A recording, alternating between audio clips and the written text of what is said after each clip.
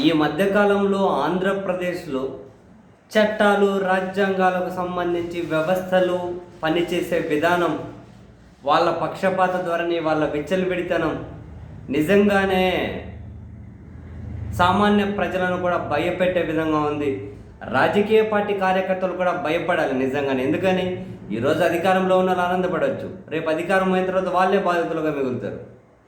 ప్రస్తుత పరిస్థితుల్లో పోలీసుల వ్యవస్థల పనితీరు కూడా ఆ విధంగానే ఉంది. 2015లో ఏవో మాట్లాడితే 2025లో వాళ్ళ మనోభావాలు దెబ్బతింటాయని చెప్పి కేసు పెట్టడమే కదా, అర్ధరాత్రి తీసుకెళ్ళి పోసాని కృష్ణమురళిని తీసుకొని వచ్చారు. ఆయన అసభ్యంగా మాట్లాడారు, ఆ కేసులో అరెస్ట్ చేశామంటే ఓకే, అది తర్వాత సంగతి. 2015లో మాట్లాడిన కేసులో మనోభావాలు దెబ్బతిన్నాయని 2025లో 2025లో కేసు పెట్టారు. 2019లో రామ్ గోపాల్ వర్మ సినిమా తీశారని 2025లో కేసు పెట్టారు. పోలీసులు తీసేసుకుంటున్నారు. అంటే ఏమంటే మా మనోభావం దెబ్బతినింది. ఇప్పుడు వాళ్ళ మీద వీళ్ళ మీద ఎందుకు? నేరుగా జగన్మోహన్ రెడ్డి గారి మీదే ద్వారకా తిరుమల పోలీస్ స్టేషన్లో జనసేన వాళ్ళు ఫిర్యాదు చేశారు.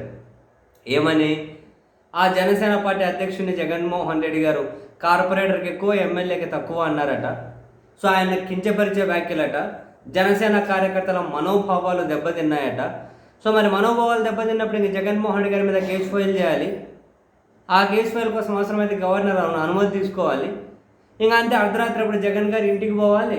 ఆయన కానీ మరి విచారణ కోసం తీసుకొని రావాలి. ఎటు అధికార పక్షంలో ఉన్న వాళ్ళు ఏం చేసినా లోక కళ్యాణం కోసమే అని చెప్పి సిస్టమ్ కూడా అనుకుంటుంది. అధికార పక్షానికి వ్యతిరేకంగా ఉన్న వాళ్ళు ఏం చేసినా కూడా అది లోక వినాశనం కోసమే అని చెప్పి ఇదే సిస్టమ్ అనుకుంటూ ఉంది.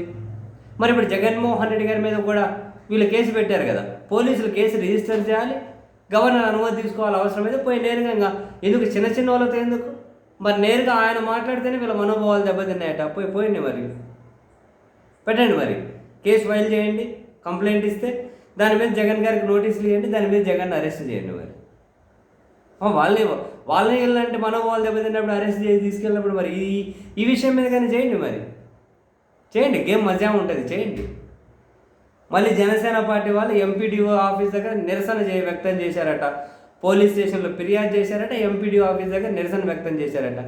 మనోభావాలు, అరే కూర్చున్న మనోభావం, లేచిన మనోభావం, కాళ్ళు చెప్పు తీసుకొని చూపెడితే ఎవరి మనోభావాలు దెబ్బతినవు. నా కొడకల్లారా గొంతు బిసికి చంపుతా ఒక్కో నా కొడుకునంటే ఎవరి మనోభావాలు దెబ్బతినవు. అరే బోసడీకే నా కొడక అంటే ఎవరి మనోభావాలు దెబ్బతినవు. అరే చెత్త నా కొడక అంటే ఎవరి మనోభావాలు దెబ్బతినవు. ఈ నా కొడుకు సైకో నా కొడుకు అంటే ఎవడి మనోభావాలు దెబ్బతినవు. రాయలసీమ రౌడీలు అంటే ఎవడి మనోభావాలు దెబ్బతినవు. కడప గుండాలు అంటే ఎవడి మనోభావాలు దెబ్బతినవు.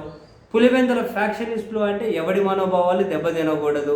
ఒక్కో నా కొడుకుని జీపు కట్టేసి గొడ్డలు ఊడదీసి కొడతాము అంటే ఎవడి మనోభావాలు దెబ్బతినకూడదు.